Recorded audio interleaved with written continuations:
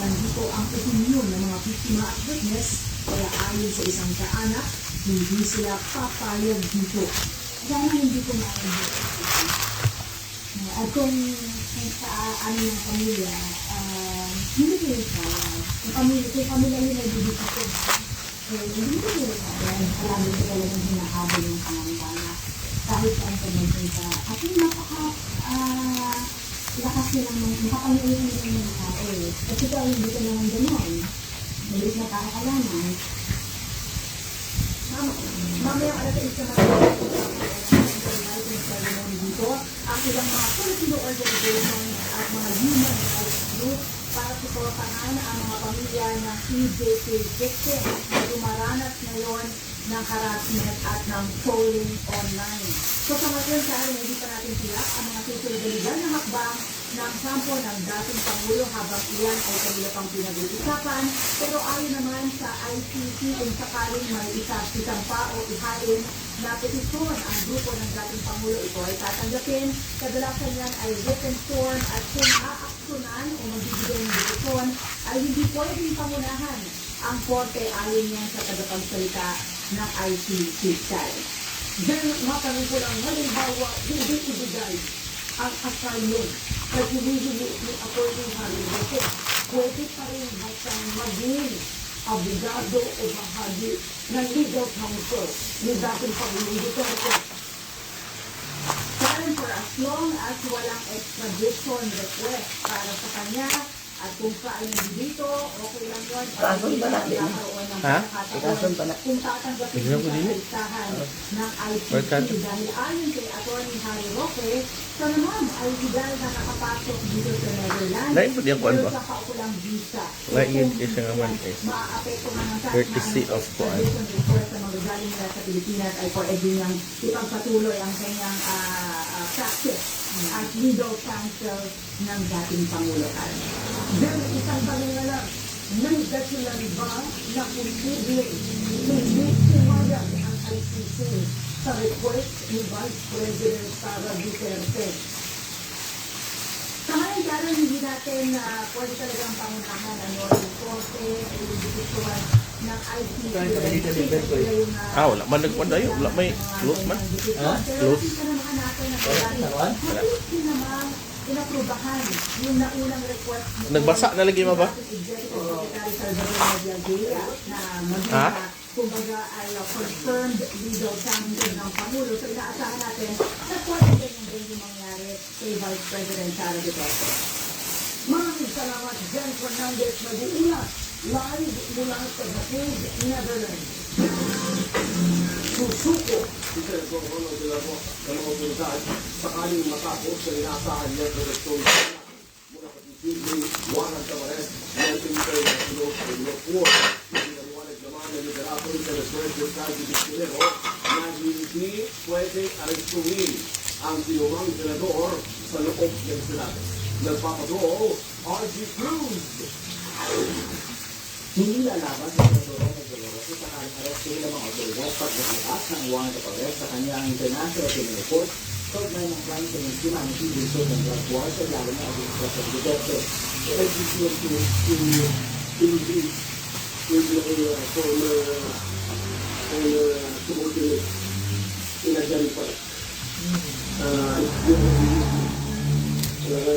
Hi, Doc Heidi. Maista niya.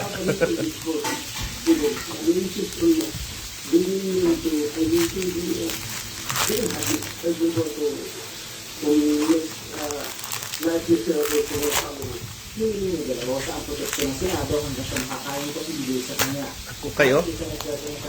Pero walang batas, pero may isindihan o institutional courtesy na hindi pwedeng arestuhin ang sila ng senador habang nasa loob ng Senado. Nangyari na ang yan sa mga kaso ng Senador Juan Ponce Enriquez, Estrada, Ikan sa Valencia. Napakang sulit o sa labas ng Senado. Nangyari ng siya. Matapos mawin dating Pangulong Duterte ang sarang amnesty. Hindi binilagan ng mga naunang Senate President, bahagi na yan ng tradisyon at practice ng Senado, magpanahin na sa rules naman ay bahagi na ng rules. Hindi naman sa Jude, wala din ka nakadala aning mais, Jude. magbigyan sana ng sapat na panahon na Ikan sa Valencia. linaw o Dagko kayo. yung kanyang judicial remedy. Yun, I'm holding them on their oath as senators to do what is best, not only for themselves, but for the country and the institution of law. Nakatakda namang sinuran ni Senator Nilusin Sulidice ang Marcos ang investigasyon sa pagkakaresto ni dating Pangulong Rodrigo Duterte sa Webes March 20. Titignan dito ang naging papel ng Grabe, kinagko kayo sa- police organization of Interpol at iba-ibang ahensya ng gobyerno at yung napangalagaan ng mga karapatan ng dating Pangulo. Murag mauni siya sa kuan mo ba? Kanya mga opisyal Kaning sa mga bulalo. para matiyakan na sila ng tamang Mga kaputsero. ng kompromiso ang lakas ng bansa at mabigyan dino ang mga patakaran sa pagpapirma ng gobyerno sa mga international tribunal. Hindi naman haharangin ang palasa ng opisyal na pinapaharap sa sila. Ado, itinagagani. If it is for the, if the inquiry is in aid of the legislation, There's sister, oh. the request of Congressman. Hindi ko pinali na pag-uusapan yan, pero kung yan po ang nais, yung ginadora, 50 to dito. Gilid ni De La Rosa, iskilang ng gobyerno agad ng padala sa ICC ang dating Pangulo. Tubo ng palasyo, ginagawa ng nila ang kanilang trabaho. Mag-isip sa gobyerno at sila. Lagyan sa mga gobyerno. Dahil nabangilitin sa probinsya sa pag-estasyon. Alam mo, planado, ating komisyon Europlano. Sila yun. We just comply with all the requirements with the law regarding the arrest. Pagkakasip. Ayon naman sa Estudiero, kailangan sikapin ng gobyerno si Balik sa bansa si Duterte na hindi tulos ng Korte Suprema. Ano man yung dito ng Lord Suprema, hindi binding sa ICC. Dahil wala namang jurisdiction ng ICC doon. Pero binding namang magiging dito ng Lord Suprema, kunwari lang, sa mga opisyal ng pamahalaan. Wala namang nakikitang epekto sa impeachment trial ni Vice President Sara Duterte sa Senado ang pagliliti sa ICC sa kanyang ama. Archie Cruz, ABS-CBN News. Tumanggi si District General Renato Guevara na katawanin ng mga ahensya ng pamahalaan sa Korte Suprema kaugnay ng inihaing decision for habeas corpus sa pag-aresto at pagdala sa the Netherlands kay dating Pangulong Rodrigo Duterte. Inihaing ni Guevara ang kanyang misyon ngayong Lunes na ang hapon. Pinakaalis niya rin sa Korte Suprema na maging respondent ang OSP sa petisyon. Ayon sa Korte, dahil pumakas ng Pilipinas sa international... Yes, bulalo. Lami ni siya. Ay, Ma'am Pinks. Hindi mo nila epektibong panidisensahan ang mga respondent sa petisyon. Pero wala namang komento si Guevara sa pagdaan ng ICC arrest warrant sa Interpol. Kahit sa pagpapalik ng Pilipinas, operasyon ng ng DOTR. Tulog mo naman mga committees pumalag. At kung ito pinag-iingat sa hanggat sa mga hayop sa sarili na maaaring magdulot ng regla. Abangan ang iba pa mga nagpapagang balita sa Pagmamalitan. Dile! Pato!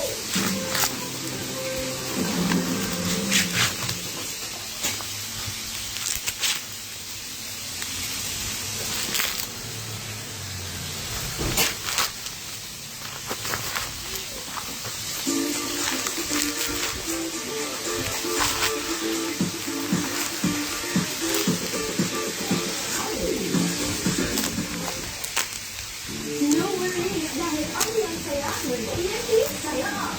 Ah, yes. Good. Good.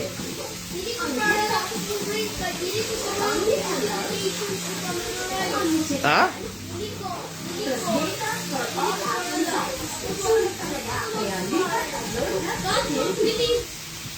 Oh. Believe me now. Ano man? Because I want to memorize the multiplication. Ano? You have to not believe me. I believe you. You can memorize that. Who will help me? No one? You memorize that first. Yeah, I'll help you later. And the seventh, the 30. You will come back over. Oo.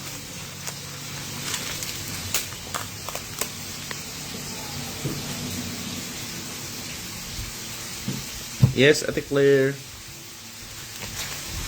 Live. Shout out. Hi, Chair Cathy.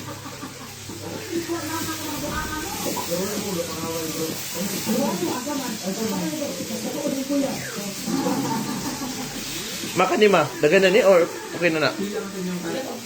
Amo pila na ako. Dagan naman ka na. Ano daw? Usay mo gud. Ha?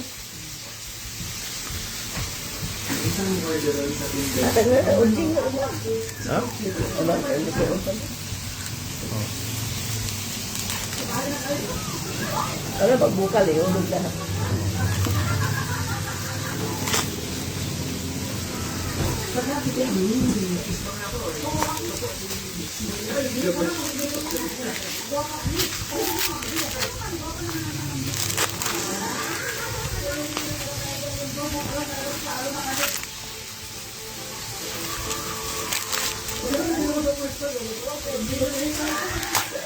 Ikan ni siya Valencia, Ate Claire.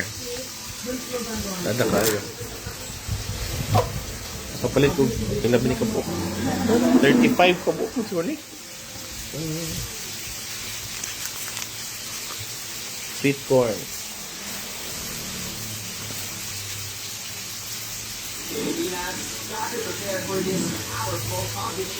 Sila ang power brother para sa biggest comeback season na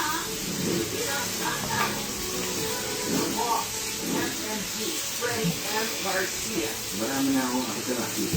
Gusto ko makatanong niya. Oo. Nagcook tayo siya. Ready na po.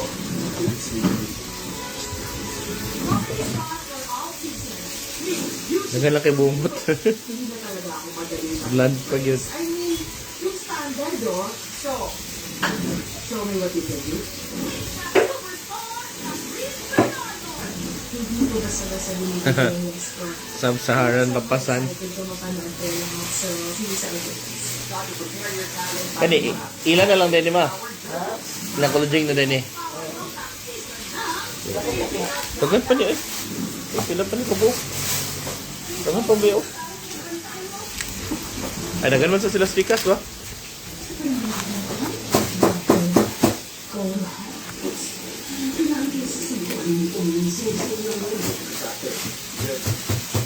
Sana ngayon ang isip.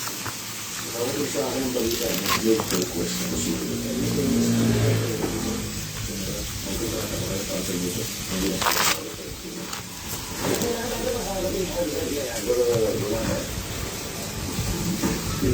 Delikado na hawak mo ang hybrid niya. Para mamaya na-compromise sa kalapit. Hindi pa alam. Gusto ko ang protection ng team.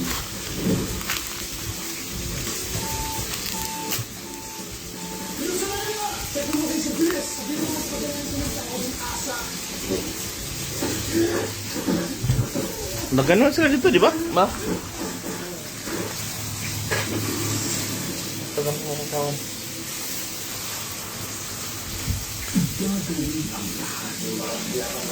Barato na siya pagpalit na kuan ni 18 pesos.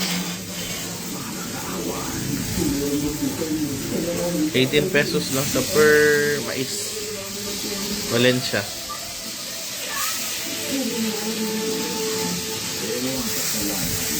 Oh.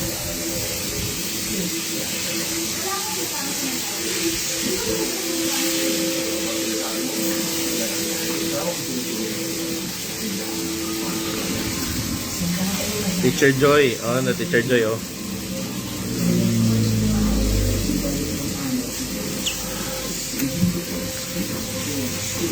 Nice din yun niya while watching ko an teleserye.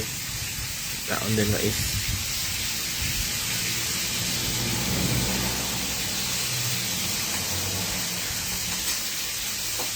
Hi, kan. Hi, MD.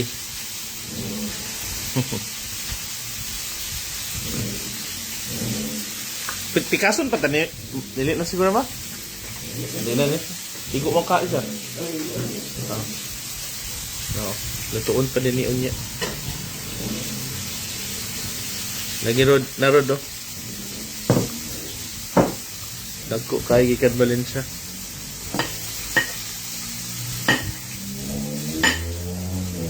Lahi rin siya katong galabyan bitaw.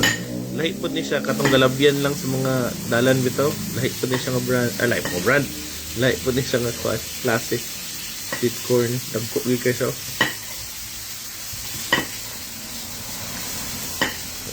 Pabisit pag Valencia din palitan ni first class na mais. Barato na siya dito.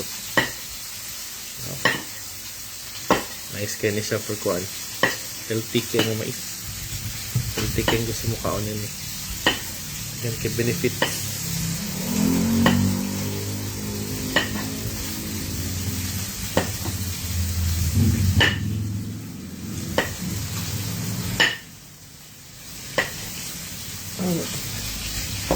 Yes. So. Ni hao ma Ate Dorch. Mais Ate Dorch. Ikan Valencia.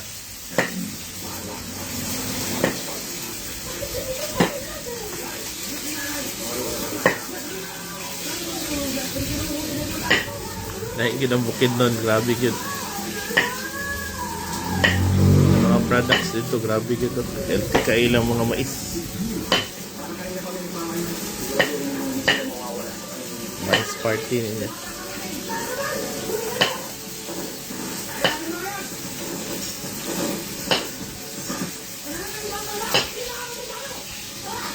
Alik dali Ate Dorch.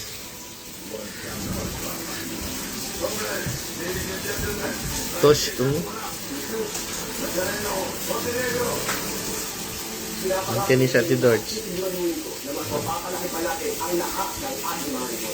Chalo mais. Chalo mais Ate Dorch. Gonde kit titulo cha. Mais.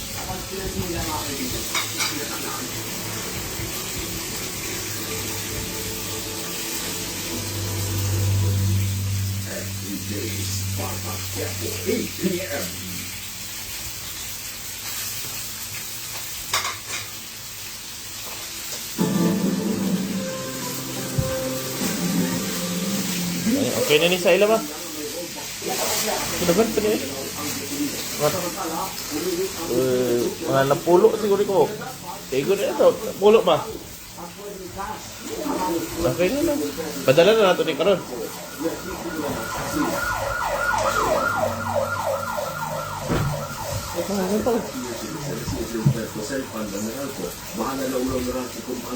Sige, ako sang ipa init pag mabukal sa amin. Thank you for watching.